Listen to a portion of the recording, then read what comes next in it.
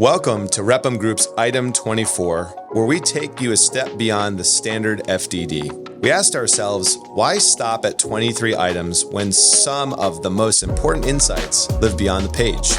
Here we're breaking down the inner workings of franchising and sharing real-life strategies and stories that drive the industry forward.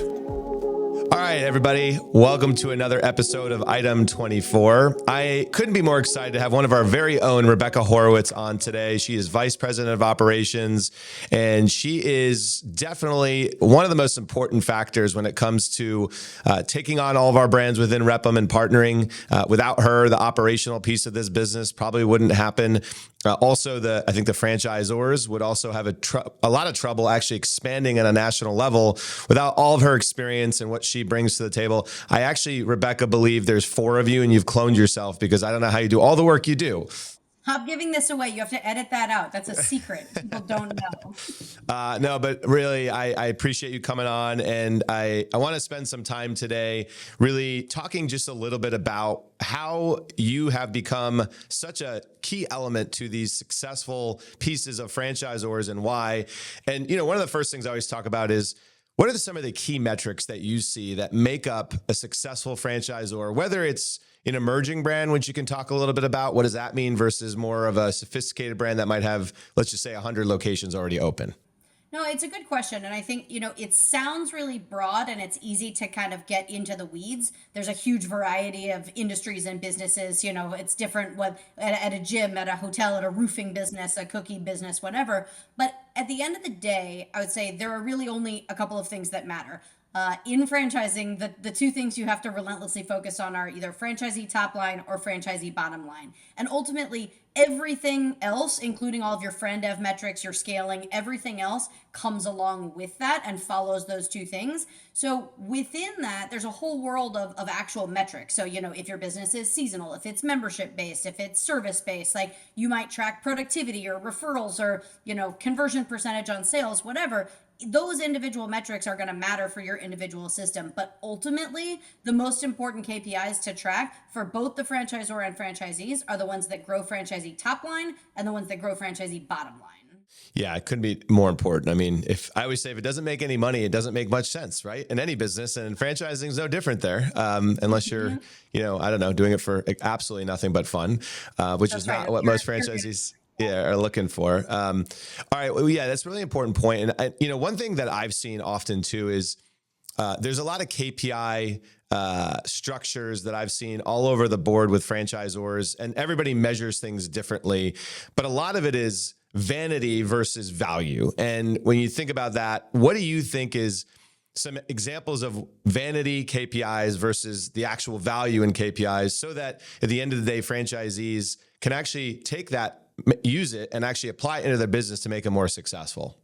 I'm going to go a little bit left field here with this one. And I think, within a business, there can be a lot of distracting KPIs, partly because lots of technology platforms and businesses will add in all kinds of fancy looking dashboards and trackers and metrics that are a huge distraction. I think ultimately within a brand, the ones that really matter, I wouldn't call them vanity so much as not critical. And so always franchisees should be diving toward those same things that we just talked about, the things that drive top line and bottom line.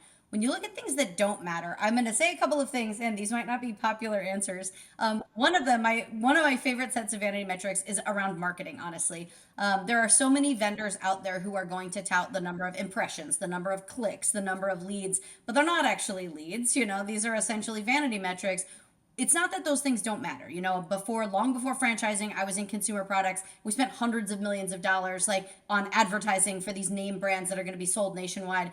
Absolutely, some of those metrics matter there. But what matters in the weeds for actual franchisors on the ground are typically real tangible leads and results. And so things like how many impressions, the reach, the clicks that we got actually matter much less than which of those leads was a quality lead, who actually knows that they, what they're clicking on, that they want to be a customer of your business and is going to give good contact information and answer when you call back, whatever that is. So I will say category 1 of vanity leads that don't tend to add a ton of value are the top of the funnel marketing leads. And that's always something to watch out for vendors. The second category, this is where I really might get in trouble, is when you're looking for a brand to invest in or a support platform, whatever that is. There's a whole set of vanity metrics that you see a lot in franchising that has to do with leadership teams and how many years or decades a team has spent in franchising. Oh, we've got 500 years of franchise experience, or an individual person who lists the brands that they have worked with over time, and you see really blue chip, fantastic brands. And I will say, that can be really misleading. It is not that experience isn't important. It absolutely is. And working in any brand will give you experience that can be valuable. But it is possible to be mediocre at 10 different brands for 20 years, and that adds up to a lot, but it doesn't necessarily mean that you are adding value. So I would say it's always worth looking behind the vanity metrics of our firm has 500 years of franchise experience to say, on the face of it, is the emperor wearing clothes? When you talk, does it add value? When you give me advice, do I see immediately the impact for my business? Do you have skills? Do you have abilities? Do you get results? Those things are much more important to me than the names of the brands that you've worked with or how many years you might have been in the industry. Yeah, it's interesting too, because there's no knock on this, what I'm about to say, but I do think there's a different skill set when you have also someone that might have worked with some of the larger footprint franchisors, 1,000 units, 2,000 units, and had success there versus a brand that only has 5 units. It's just a different skill set. How do you take a brand that has 5 to 100 versus, oh, well, I've got all this experience and all this success in a large brand, which is great. It's just different version of what you have to do there. And sometimes it doesn't convert. Sometimes it does, right? With individuals that have got different experience. And it depends on the role and what you need them to do. So, right, like there are people who work in a big brand, fantastic strategic thinkers, have not had to get their hands dirty in 15 years and have forgotten what that's like, So absolutely, I think it depends on the role you need them to play. Well, that's great advice. And let's talk about you for a minute, Rebekah. So as I said, you have an amazing skill set, what you do for Rep'em. I've now been working with you almost 5 years, I think it is, right? And a little over, yeah. Yeah, which is just crazy to think. But also, I just value what you do, obviously, and our team does, and all of our clients. I mean, there's not one person that has anything negative to say about Rebekah, except for maybe that you're a Phillies fan in some way, shape, or form. I'm a Red Sox fan. I know. That's right, Red Sox. I forgot. I always forget that because you've been in Philly so long, but Red Sox. That's right. You'd think I would be. Yeah. Yeah. But what drew you to operations? Why do you have such a passion for it? Because one thing I always see is your passion is there, right? You love it. It comes through in conversations with brands, conversations with our team.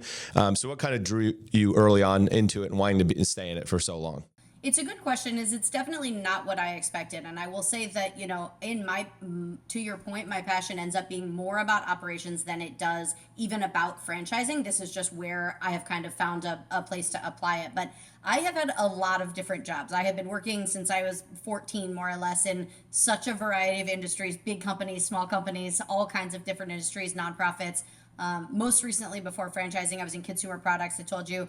And the thing that draws me to operations is how solid it is. It is vital. It is unavoidable. There are entire industries. So when I was in business school and after, most of my best friends are in industries that are amazing. They're full of talented people. They get a huge amount done. But when it comes down to it, it's an industry that bases itself on kind of being I won't say a barnacle, let's say a helper to another industry. So you've got consulting, you have finance, you've got all of these fields. They're fantastic, but in some ways, they're a little bit imaginary, and that is kind of controversial to say. But you can't market through operations. You can't model around operations. The business actually has to work. The fundamentals of it has to work. And so because operations is very much where the rubber meets the road, no business can succeed without it. And once I realized that matched the way that I thought about things, it was a little bit like a light bulb went off, and I realized that I had kind of been an ops person in disguise most of my life, even when I was in marketing, even when I was doing other things. I am never going to be the kind of person who should work in Silicon Valley on big ideas for companies that don't yet make sense or make money. I am much better suited to, let's figure out how this actually works and how, the model works, the profits work, the business actually needs to function. And I think that's true inside or outside of franchising. And I just realized that's who I am as a person. Well, I think why it works so well for franchising, to your point, finance, any of those other things, you're right. It's moving things around, moving money around, doing whatever, different deals. But franchising, it is boots on the ground. When you're talking to a franchisee, it is all about applying it on a ground level and making sure it works, because franchisees' livelihoods at stake here, right? And so Absolutely. it They're has the to tip be of real the and spear of tangible. whether your business model works. Yeah. Yeah. It's really important. Okay. So last question I have for you is, if you give your younger self one piece of advice, what would it be now? Let's see. One actually useful piece of advice. I think it would be to trust yourself and really understand what you're good at. So, I give advice to a lot of people about when you're early in your career, you're gaining a lot of different skills, and that's good. You learn to use platforms, you learn different industries, you are learning the same things that other people in similar fields are learning. But the older you get, the more you start to realize what sets you apart. What are the areas of your actual skills that you are better at comparatively than other people, or where you can add value potentially that other people can't. And beginning to understand that beyond just, I am in this particular field, or yes, I can use this particular platform. Understanding what skills and traits set you apart can help to carve a path for you, even if you can't see it today, and one that is really industry agnostic. So I would never have predicted that this is where I would have landed even 10 years ago. But I think once I started to really be able to crystallize, like, what is it that I know how to do, and what is it that I am really good at, I can then try to make sure that no matter what industry I'm in, no matter what that role is, I can apply the things that set me apart, and then I'll be able to add value wherever I am. And that's kind of, I think, the rock I would like to build a career on. So that's the advice I would give, is trust yourself, trust time over time to kind of get you where you need to go, but really start to understand what you're good at.